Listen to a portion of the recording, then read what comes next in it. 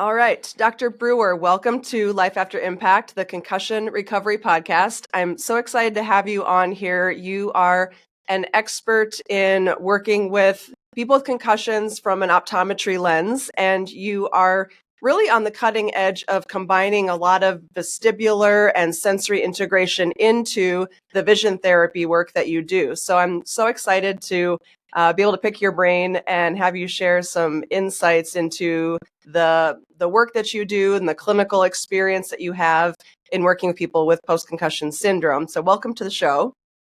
Thank you. Can you talk a little bit about, my experience with so many of the patients that come to see me, when I ask them about who have you been to, who has assessed you, many of them say, well, I was having, light sensitivity or blurry vision. I went to my eye doctor and they told me that my vision was fine.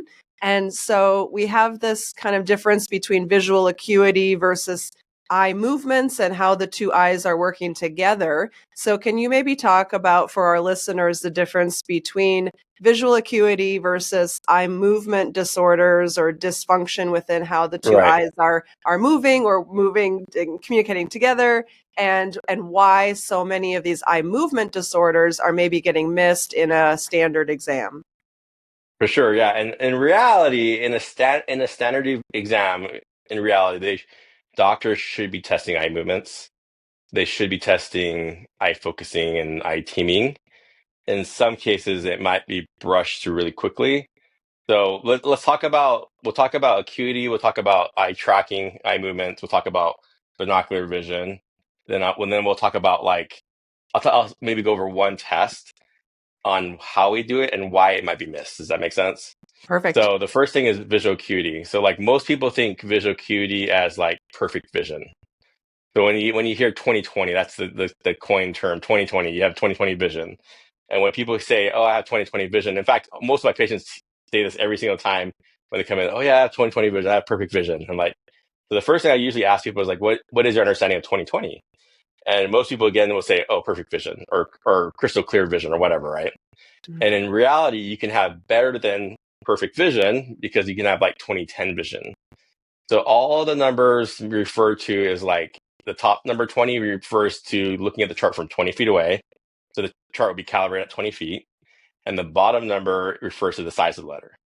So 20/20 is a certain size, 20/10 is half the size, 20/40 is double the size. So that's all it refers to is the clarity of vision. So clarity of vision is just the first step in the whole visual processing pathway. Now, you can have clear vision or 20/20 vision or even 20/10 vision, but have imperfect vision or dysfunctional vision. So I get this a lot from patients. They're like, "Oh, yeah, I have 20/20 vision. There's nothing wrong with my vision." In fact, a lot of times they're like, "Oh, one of my things on my questionnaire is about headaches." And they're like, "Oh, I don't think it's related to vision." I'm like, and I just ask them, I'm a little snarky about it too. I'm like, "How do you know it's not related to vision?" And they kind of sit there thinking, they're like, "Oh, actually, I don't know." Because people just blurt these things out of their mouth all the time, right? Sure. Same thing with perfect vision. And in reality, you can have the clear vision, but you might have poor eye tracking or eye movement. So let's talk about eye movements.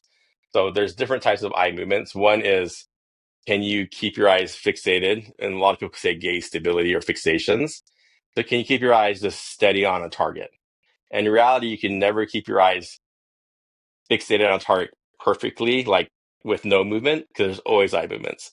So even when you have gaze stability, there's all these little microsaccades, what we call them, so all these little different eye movements, and your eyes are constantly moving. Because if they don't, then your eyes will get your vision will get dark. So it has to constantly move to refresh. They call it photoreceptors in the back of the eye. Mm-hmm. So it's to refresh those photoreceptors so they don't bleach out or they don't overactivate. So that's fixation. So can you keep your eyes steady on a target? So people that have poor gaze stability could have brain dysfunction or issues with the cerebellum or other parts of the brain that can cause these issues with keeping your eyes stable. So if you can't keep your eyes stable, what happens to the clarity of vision? So if your eyes are all over the place, right, you're going to have blurry vision. So sometimes people will have the perfect prescription. They'll have the perfect pair of glasses, but they're like, my vision's kind of blurry. It kind of fluctuates, right? So that could be a gaze stability issue. And that usually goes hand in hand with like the vestibular system and so forth, where if you have poor communication between those systems, you might have poor eye tracking, poor eye focusing, which can cause this fluctuation of the clarity of vision, which causes blurry vision. So that's the eye tracking part. But the other part of eye tracking is not only fixation, but there's two other elements. One is saccades and one is pursuits. But saccades are basically like, can you jump from one spot to the next spot? So can you go from this spot to that spot accurately? So someone that has poor saccades may look at this finger here, and then when they look at that finger, they go way out here. So they can't fixate, or they can't saccade or move their eye from one spot to the next. That's another type of eye movement. And the third type of eye movement is pursuits. Can you actually track a moving target smoothly? So there's different types of machines that can obviously test for this. You can do gross testing just by using a target. And that's ways of actually testing to see if the eyes move or not. So again, you can have clear vision, but have poor tracking. Another element of vision is eye focusing. It's called accommodation. So eye focusing, there's actually a lens in your eye. So this is your eyeball. In the middle of the eye, there's this lens that's like oval shaped, and it acts as a magnifier. So when you're looking far away, that lens is about this shape, and it actually has a power to it. But for this example, we're going to say that power is 0 right now. So when you're looking far away, the power is 0. And then when you go up close, when you're looking at your hand or something close up, about arm's length or closer, there's these muscles that automatically contract. It's controlled by the parasympathetic system. So those muscles contract, and the lens changes shape. And when the lens goes like this, it changes the magnification power. So you have those magnifiers that can magnify things up close. Mm-hmm. That's what the lens in your eye does, and that's what eye focusing does. So that changes shape. So if you have dysfunction in the neural pathways or the muscle, the lens can't do its job. And that's why people will have, like, when they look up close, oh, it's blurry. Now, as you age, that lens in your eye actually gets thicker and less flexible. So although the neurology works and the muscles work, when you hit about 40 or so, that lens doesn't do this anymore. It goes like this, like little by little, right? So it can't magnify anymore. You don't have that magnification power as you used to. And that's why you have to put readers on. So those over-the-counter readers, like +1, +2, and so forth. +1, 2, those are magnification powers. So those readers compensates for what your lens can't do anymore. But when you're younger than 40, like earlier in your life, if you have eye focusing problems up near, it's not necessarily the lens, it's the muscle or the neural pathways going to the muscle. And that's something you can rehab. And in reality, like the vestibular system and other systems can actually cause issues with that as well. That's eye focusing. The next thing is eye teaming or binocularity. So that's how your eyes team together. So eye tracking or eye movements is like this or like that. Binocular vision is going like this, in and out. So when you go out, that's divergence. When you go in, that's convergence. That's what binocular vision is. And there's all these different levels of it, but given the time, I'm probably not going to go over all of them. But there's different tests to test binocular vision, right? So one bread and butter test everyone should be doing is the cover test, where you cover one eye, you see what the eye does, you cover the other eye, see what this eye does when it's looking at a target. Then you do an alternating cover test where you see what the eyes are doing when you alternate. So if there's a lot of movement, they might have like a strabismus or an aphoria. And what that means is that the eyes aren't aligned together. So I guess we talk about screening. So going back to the whole screening part, why do things get missed, right? Some people might just do a quick cover test, like boom, boom, boom, boom, like 2 seconds and it's done, where you might have to actually hold it longer to see if there's anything going on. There's ways of actually missing it if you go too quickly or if you just don't do the test.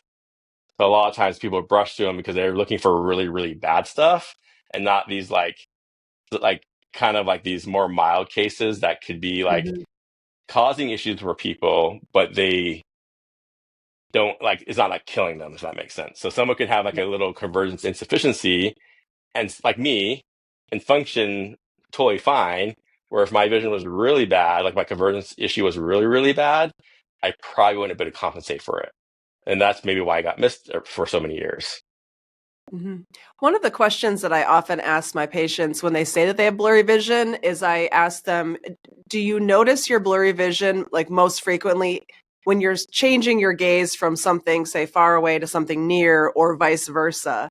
As a way of trying to tease that piece out of, is your blurry vision there all the time, or is it just that when you are shifting your focus from a near target to a far target or vice versa, that shift in focus actually takes you a couple extra seconds to bring that target in, and that helps me to kind of clue into that binocular vision piece of it.